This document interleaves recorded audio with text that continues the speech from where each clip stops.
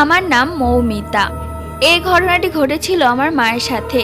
আমার মা এতটাই ভয় পেয়েছিল যে রাতেই তার খুব জ্বর এসে পড়ে। সেই দিন ছিল মঙ্গলবার।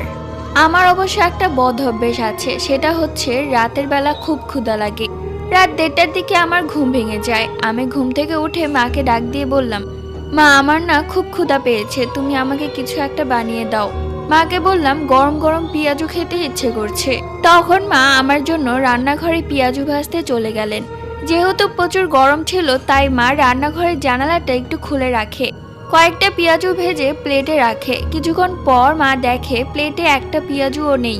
মা অবাক হয়ে গেল, এক্ষুনি তো পেঁয়াজু ভেজে রেখেছিল, তাহলে সেগুলো কোথায় গেল?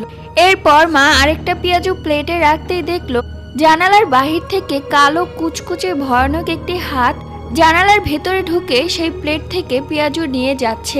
এটা দেখে মা এক চিৎকার দেয়।